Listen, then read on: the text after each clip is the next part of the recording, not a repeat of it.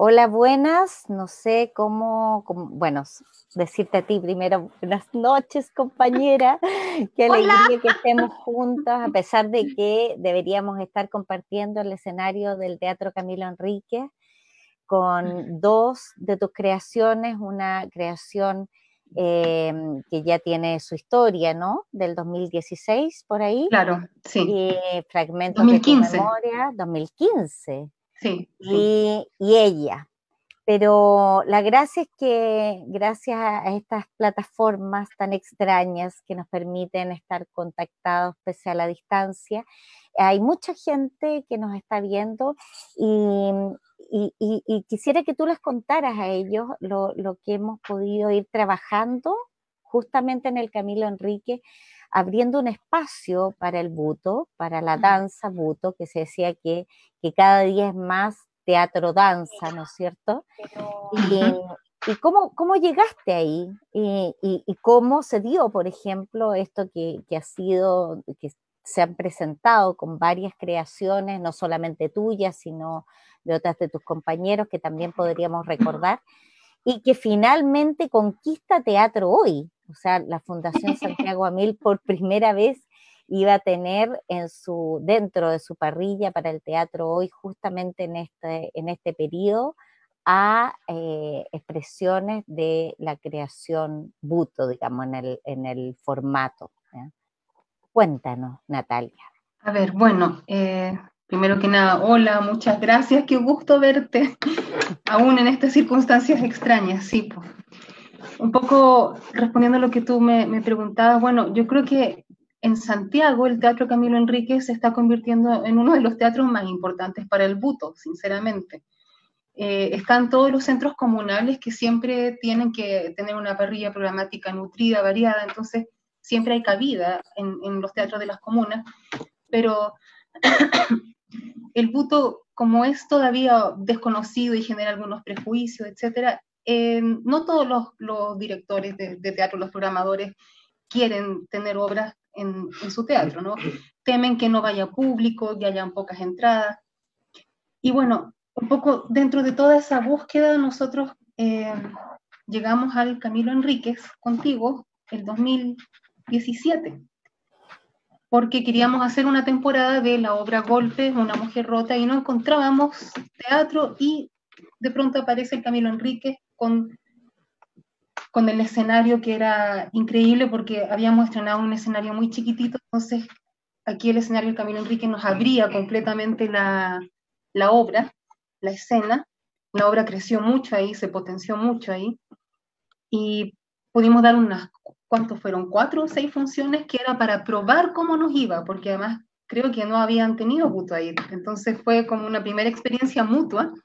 Me acuerdo que tú estabas un poco nerviosa también, que le decías a Leonel, y si no viene gente, y bueno, por suerte la experiencia fue buena, entonces decidimos, como fue hogareño, calientito y muy profesional, obviamente, decidimos plantearle la posibilidad de hacer ahí el Festival Internacional de Buto, el Gibuto, que lo hicimos, que recuerdo que fue caótico porque llegó mucha gente y no podíamos manejar Pero el fue flujo. bellísimo, o sea, fue caóticamente un éxito.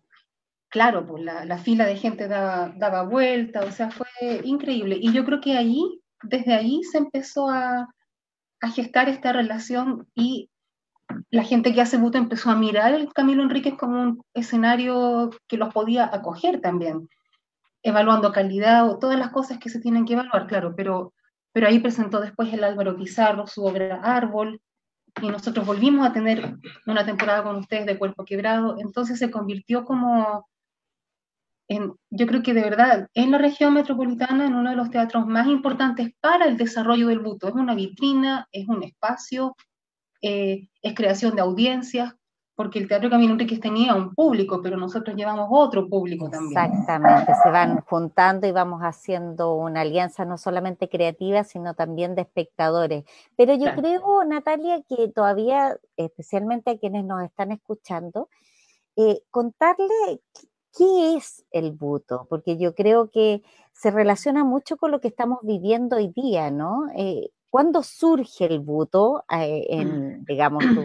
hay un periodo, hay una época, ¿no es cierto?, posguerra especialmente, donde surge esta expresión artística. ¿Y qué relación hay en estos momentos, el sentido que tiene, justamente por lo que estamos viviendo, por la pandemia, por el dolor, por el aislamiento? ¿Cómo lo ves tú conectado? Explicando un poco de qué se trata esta expresión artística. Bueno, una vez alguien por ahí aparece en comentarios de que el buto está fuera de moda, ¿no? Entonces uno dice, bueno, ¿cómo puede ser que un lenguaje artístico esté fuera de moda? En primer lugar, nunca están fuera de moda, siempre se están construyendo a sí mismos, ¿no? Eso pasa con el buto. Entonces el buto tiene su origen en Japón, que es muy particular, es una isla, por lo tanto, en su inicio, en realidad, Japón es una sociedad muy, muy cerrada. El buto toma antecedentes de las danzas ancestrales de Japón, pero claro, el impacto de la Segunda Guerra, el desastre de la bomba atómica, lleva a una ruptura en la misma sociedad japonesa, porque no hay que olvidar que fueron aliados de los alemanes, entonces hay un quiebre en esta sociedad japonesa, y aparece el buto como una expresión, un lenguaje escénico, que es danza, que es teatro, que pega este grito en el fondo de la humanidad, ¿no? De estos cuerpos que quedaron en la bomba, de todos los cuerpos que murieron. Y yo creo que el buto trabaja desde los planos más profundos de la existencia, esta relación vida-muerte, ¿qué es lo que tenemos ahora? O sea, tú tienes mucha razón en cómo confluye. Estamos viviendo, yo espero, un cambio de paradigma en la humanidad, yo espero que esto, o sea, que no sale cambiado de esta situación es porque no se miró a sí mismo, ¿no? Y el buto, por ejemplo, es eso, es ese límite, estamos en un punto límite. Y Natalia, cómo llegas tú? Porque tú estudiaste en la Universidad Arcis.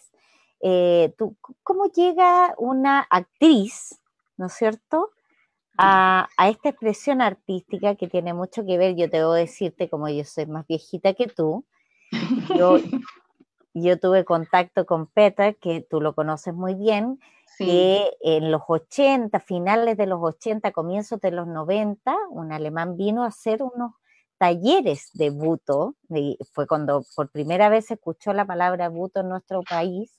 Y ¿cómo llegas tú? Y justamente por lo mismo que tú decías, ¿cómo el buto va a pasar de moda? Es como decir que el ballet pasa de moda, ¿me entiendes? O ya, entonces sabemos que las expresiones artísticas no pasan de moda. Y que tú tienes además una expresión en el buto tan autoral, tan tuya, digamos, que hace una mezcla tan especial entre el teatro y la danza. O sea, uno podría decir, es tan buena bailarina, Natalia, y es tan buena actriz en un espectáculo de buto, ¿me entiendes? ¿Cómo llegas a eso? Bueno, mira, de partida hay algo aquí que me refresca en la memoria que es muy importante. Yo me crié en México porque mi familia fue sacada a patadas, ¿no?, en la dictadura. Entonces, después de hacer un recorrido por América Latina, terminamos quedándonos en México. Y México tiene una cultura de la muerte que es bastante impactante y enriquecedora, y no es una muerte sombría, triste, es por el contrario, es una fiesta. Es la fiesta de la muerte, el amor de la muerte, las calaveras, las calacas, los colores, todo eso. Entonces, ahí hay un antecedente. Yo me crié ahí, pero además, mi mamá fotógrafa, le tocó fotografiar un espectáculo de Komuro Bushi cuando yo tenía unos 8 o 9 años en México, en un teatrito chiquitito de cámara, deben haber ido unas 12 personas, no más que eso. Ahí fue la primera vez que vi buto, pero claro, yo no sabía. Y después llega el Peter, el alemán que tú mencionaste, el Peter Heber. Yo estaba en la experimental de arte, estaba en segundo medio, tercero medio, y yo tomé este taller que dio el Peter un año acá en Santiago. Estuve todo el año en clases con él. Chiquitita, tenía 16 años. Y después él se fue, y cuando él se casa con la Makiko Tominaga, yo voy a los 20 años, voy a Alemania. Y ahí tomo estos talleres de buto, porque no hay escuelas, tú vas siguiendo a estos A maestros. maestro. Llegué al buto, ese es el recorrido. Ese es el Wow. recorrido. Bueno, eso, qué bonito el relato, porque esos son los recorridos artísticos, ¿no es cierto? Que Mm. mezclan las búsquedas de maestros, de estéticas, pero que se cruzan siempre con la biografía de su creador. Y en base a eso, que tú nos has contado cómo llegas tú como persona a esta expresión artística, eh, que toca el exilio, que toca obviamente esta ventana que abren las madres, no solamente las fotógrafas, ¿no es cierto?, que abren Mm. el mundo, ¿ah?, que te Mm. permiten. eh, ¿cómo, cómo unes tú tu creación a propósito de estas obras antiguas que conforman la ruta de la memoria, que es tu compañía, y el nuevo desafío de ella, que era justamente el estreno que teníamos para El abril, 28, sí. mayo de este año? ¿Cómo, qué estás creando, Natalia? O sea, ¿y por qué además hiciste este nexo de una de tus obras originales, digamos que es del 2015, Mm. y esta nueva creación? Porque todo tiene como un mismo hilo en el fondo. Claro, yo hago buto, estudié buto, pero no soy japonesa. Entonces, soy latinoamericana, soy chilena, tengo una historia, una biografía política, social, familiar, un discurso, estoy de un lado del pensamiento. Todo eso construye, por ejemplo, mis temáticas de trabajo. Yo trabajo sobre la memoria, los derechos humanos, el género. Esos son los temas que a mí me interesan. Los fragmentos de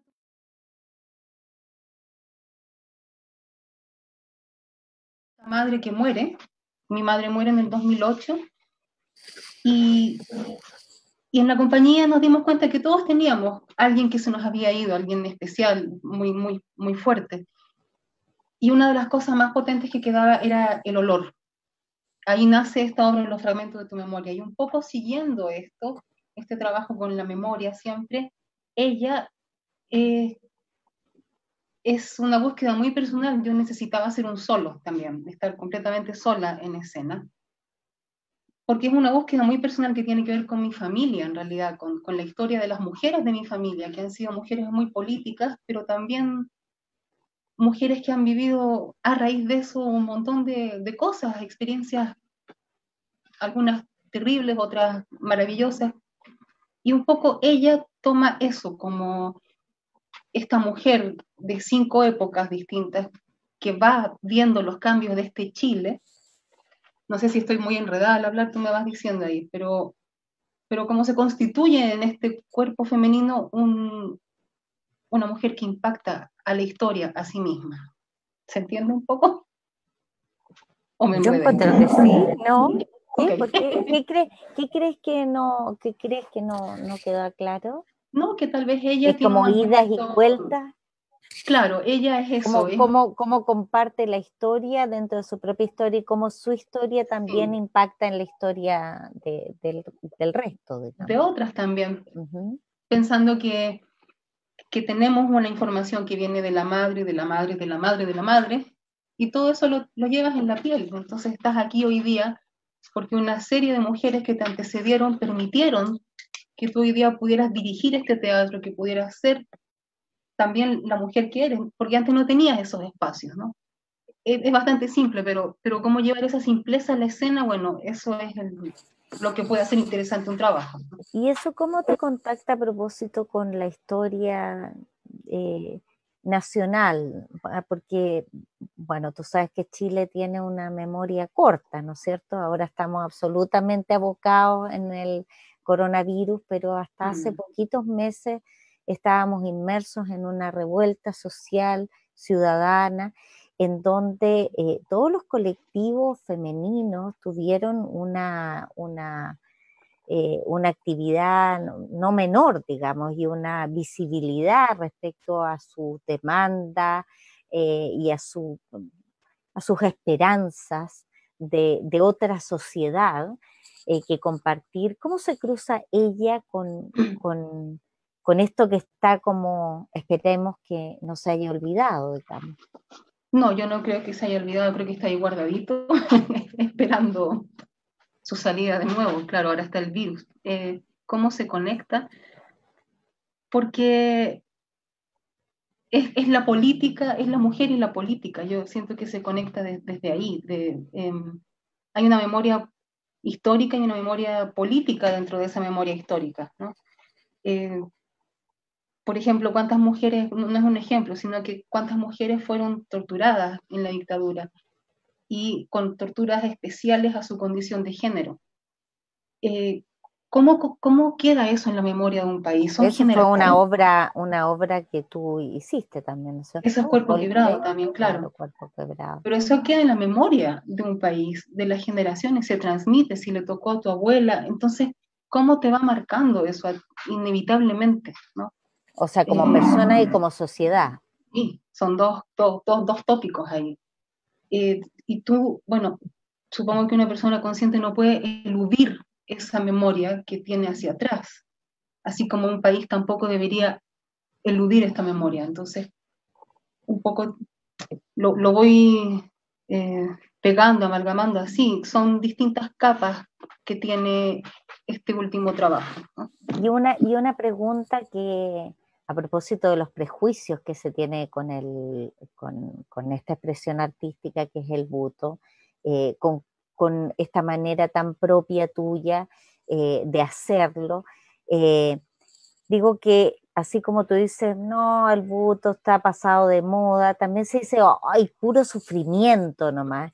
Y yo la oportunidad que he tenido justamente en tus obras y también de otros compañeros que trabajan en esto, es que hay un cierto, o sea, si bien efectivamente hay una memoria de lo duro, del sufrimiento por el cual nosotros como sociedad hemos pasado, en tus obras también hay algo como luminoso, ¿ah? Como un camino que se va abriendo, como luz al final del... Hay algo ahí, tú tienes percepción de que tienen un estado anímico diferente al clásico buto. ¿Te has dado cuenta de eso, no?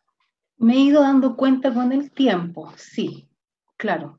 Eh, ¿Sabes? Creo que tiene que ver, no lo sé, tal vez porque vengo del teatro y trabajo con conceptos que son del teatro, como las circunstancias dadas, los objetivos, que no hay un movimiento porque sí, no hay un movimiento solo por estética, sino que todo eso va constituyendo la dramaturgia corporal. Por lo tanto, los intérpretes tienen un estado interno también, como en el teatro, ¿no? No, en la danza es distinto, funciona de una manera distinta. Eh, y a mí me Pero tú, interesa digamos, tú vas aportando contenido justamente el del teatro. teatro hacia el buto y yo creo que parte de eso es sin duda la estructura aristotélica, casi, Totalmente, ¿no? sí, sí. O sea, sin duda soy actriz finalmente, mucho más que... Soy bailarina porque hago buto, pero en realidad no soy bailarina, no estudio danza. Mi profesión es teatro, Y ¿no? Natalia, frente a esto, por ejemplo, que no estuviste en el teatro, en ese teatro que sientes tan tuyo como es el Camilo Enrique, ¿cómo es la creación en estos tiempos? ¿Cómo sigue el trabajo de ella? ¿Cómo estás con tus compañeros para hacer fragmentos de tu memoria? Digo, por las posibilidades que nosotros mismos como teatro estamos haciendo para hacer que esto no quede solamente en una conversación, sino que los podamos ver sobre el escenario más adelante. ¿Cómo es la creación en cuarentena? No, qué pregunta. A ver, los fragmentos de tu memoria está ahí en la memoria. Sí, teníamos muchas ganas de hacerlo. Yo creo que esa es una obra que por la iluminación y todo y la cantidad de personas, tal vez hay que esperar a estar nuevamente en vivo, en carne y piel. En el caso de ella, como soy yo, Fíjate que he estado trabajando con la mesa de mi casa. En realidad podría hacer un cuadro muy, muy chiquitito. He estado experimentando acá en un espacio que es mínimo, es un departamento. No puedo ir a ensayar a ninguna parte más que acá. Pero eso me ha dado una profundidad en el detalle del movimiento, en la limpieza del movimiento. Por lo tanto, si bien el shock inicial fue brutal de qué hago con mi vida prácticamente, después yo creo que el arte es así, la creatividad te va saliendo por los poros nomás, entonces vas encontrando dónde encauzarla y finalmente 3 metros cuadrados pueden servir para hacer efectivamente igual una obra, que puede funcionar acá y que un día la puedo llevar al teatro y la puedo expandir. O sea, creo que estoy con esa mirada realmente, más que, oh, ¿qué hago? Sino que ya, vamos creando también. Y ella me estimula mucho en este espacio pequeño, fíjate, como esta idea también del encierro, pero que es un encierro en tu hogar, entonces no estás sofocado tampoco, estás dentro de tu espacio de confort. Por ahí están pasando otras cosas, claro, pero más o menos eso es el camino. Pero pasan, ¿no? Y Sí. también pasará, Natalia, y esto es una pregunta más allá del busto, más allá de tu historia, sino específicamente de la creación. Te podría decir, y pensando que el día lunes vamos a celebrar o a conmemorar un año más, un día más del teatro. eh, yo, por ejemplo, cuando te escucho ahora decir que tú estás creando ahí en tu mesa, en un espacio íntimo, ¿no te parece que el teatro es siempre así? Sea como sea, es un espacio, es un lugarcito pequeñito, escondido, al margen de la realidad, eh, con un tiempo que no existe y que en realidad puede ser en cualquier espacio y como salga la verdad, el poder que tiene el teatro es absolutamente transformador. Nosotros podemos hacer teatro y danza, ya lo probamos en dictadura, ¿no es cierto? Claro, Donde claro. fuera, ¿no? No Y, solamente los teatros que ni habían, ¿no es cierto? ¿Qué te pasa pensando en el Día del Teatro? ¿Cómo vive el teatro en estos tiempos? yo creo que el teatro, una de las cosas maravillosas que tiene es esto que dices tú, es siempre, aunque estés ante 1000 personas o 10, pero en ese momento único, mágico, irrepetible, irrepetible porque cada función es diferente a la otra, cada función es única, estás en un espacio de intimidad y muy, muy personal tuyo, aún conectado con otros que estén contigo en el escenario. Eh, y sobre el día del teatro, yo creo que los actores tenemos una resiliencia impresionante. O sea, lo acabas de decir tú, cómo era el teatro en dictadura. Qué momento más difícil y peligroso para hacer teatro también. Los actores fueron perseguidos. Entonces yo creo que los actores en esta creación que sale por la piel, realmente somos capaces de buscar, de encontrar siempre caminos, cauces. Y yo creo que ahora estamos muchos en eso, ¿no? Como es el día del teatro, no se va a poder salir a la calle, no.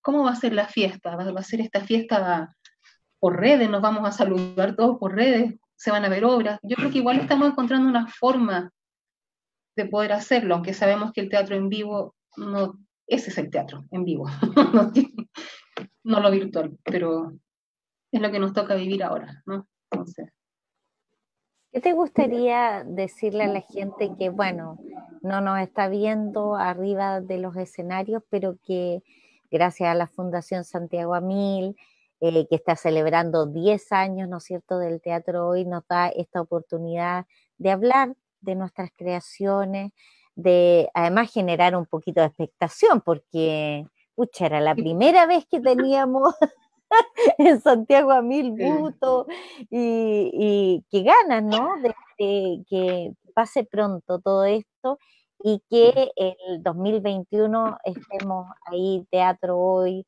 o en el Festival Santiago a Mil con tus creaciones. ¿Qué le dirías a la gente?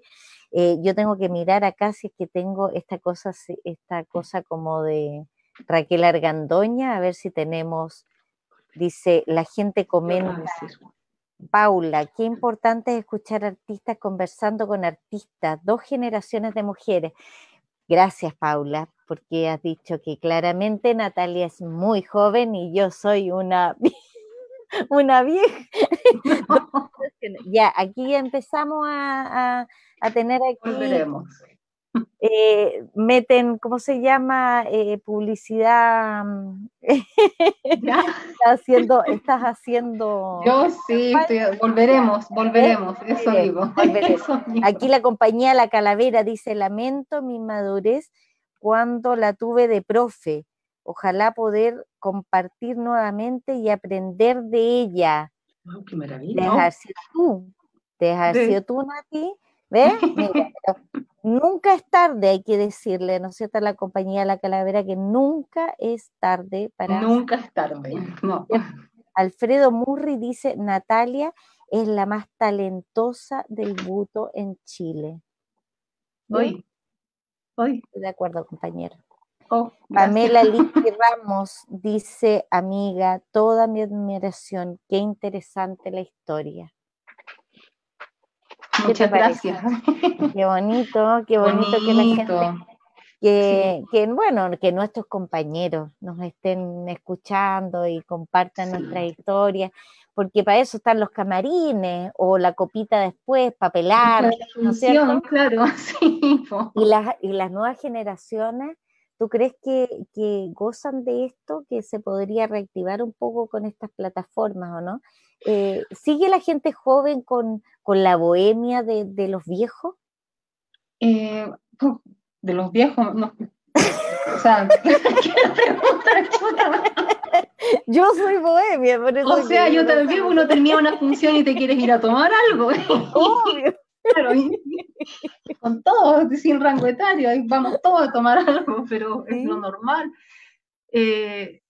Mira, yo creo que las nuevas generaciones les toca algo muy, muy diferente. O sea, el mundo como nosotros lo conocimos, creo que ya no va a ser así. O sea, vienen más pandemias, van a pasar más cosas. Tenemos que abrir nuestra cabeza y encontrar formas de trabajar, de funcionar igual. Yo solo estoy esperando que pase esto para volver a estar en un escenario de verdad, con iluminación. Eh, por ahí me dicen que eso, que no sé si es muy pertinente ahora, pero que yo hago algo clásico y de vanguardia. Y un poco retomando lo que tú me dices hacia atrás, de cómo FITAM se va abriendo también a tener buto, porque es muy nuevo para FITAM y qué bueno que abre estos espacios porque es creación de audiencia, o sea, finalmente es ampliar la plataforma, la mente de las personas, el acervo cultural de las personas, ¿no?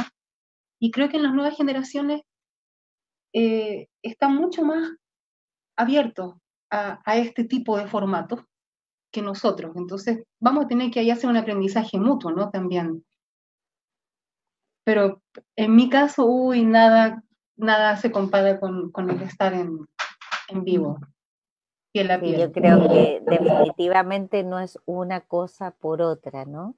Yo No, creo no, se que, van a abrir yo dos creo que formas, claro. nosotros tenemos la oportunidad de aprovechar las plataformas, además, una naturaleza, como bien tú lo decías, adaptativa, seguimos creando, sea cuales sean las condiciones, Mm, pero obviamente el teatro está ahí, en el contacto, en lo vivo, ¿no es cierto? En el contacto con el público.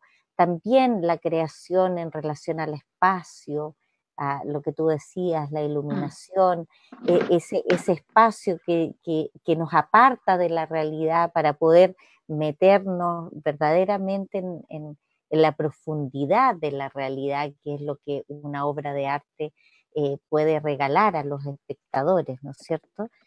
Eh, ¿Cómo ha sido esta conversación, Natalia, esta oportunidad de contar tu historia, de aprender un poquito más del buto para quienes nos están mm. escuchando, esta conversación en vivo, eh, que en algo se acerca, ¿no es cierto?, Sí, a nuestro, ¿qué te ha parecido?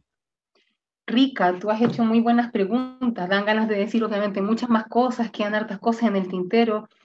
Eh, y me parece, insisto, maravilloso que se dé la instancia, el espacio para el buto, para todos nosotros, o sea, se abre esta posibilidad de desmitificar, desprejuiciar, de ver que hay distintas formas de buto según cuántos creadores haya, y que las personas entre más puedan ver, más capacidad van a tener de decir, me gusta esto por tal razón o no, hacer una crítica constructiva. El teatro se nutre con esto también, aportamos un público. Me encanta conversar contigo, haces preguntas súper buenas, eres muy cálida, entonces, pucha, ojalá fuera más. Ha sido una buena oportunidad. Aquí Sí, sí. Paola Vergara nos dice, maravillosa conversación, Natalia, es admirable, seca. Aquí estamos esperando para volver a verte, volver a ver su arte. Solange, cariños a ambas. Así que gracias, Gracias, Paola. Un placer, ha sido, imagínense, lo hemos pasado muchas después. gracias. Solange Muñoz Fernández, un abrazo a Natalia y Paulina. Y Toto Poblete, me encanta escuchar tus palabras, Nati. Oh, Así que gracias. pura buena onda, puro cariño. Estamos casi terminando esta conversación, una nueva experiencia para mí, una gran oportunidad de estar contigo, Nati, Igualmente. y abierta para decirnos las últimas palabras. ¿Cómo invitarías tú a tus obras, a tu antiguo público y los nuevos espectadores que se van a abrir sin duda con la Fundación Santiago Amil? A ver, yo los invitaría a ver estas obras, a vivir un momento donde el tiempo se detiene, el tiempo que traen habitualmente se detiene, y en esa detención del tiempo, a través de estas obras, aceptar el viaje que les propongo e ir hacia adentro de las emociones más profundas. Esas son las búsquedas que yo hago con estas obras, cómo se pueden conectar. Los invito a eso, tal vez no son las obras más felices del mundo, pero vayan a ver el movimiento, vayan a ver lo que trabajamos con la memoria como compañía y que tiene que ver con el aquí y con el ahora. Es un lenguaje que trabaja también desde la contingencia política, desde la contingencia sanitaria. Tenemos mucho que contar, entonces los invito a todos a ver más buto, a sentarse con la mente muy abierta y a meterse en este viaje que propone el buto, que es hacia adentro y en conexión con todo, como una red. Y mil gracias, Paulina, por haber abierto el Teatro Camilo Enríquez al buto, de verdad. Yo espero que tú te des cuenta también de lo que hiciste, porque es muy importante. Bueno, lo importante es que artistas y creadores permiten obviamente el trabajo de las salas de teatro y agradecer a la Fundación Santiago Amil por esta oportunidad de esta conversación y de acercarnos en la distancia y estar más cerca cada día de nuestro público. Muchas gracias también, Fundación Santiago Amil. Chao. Muchas gracias. Besos, Nati. Besos.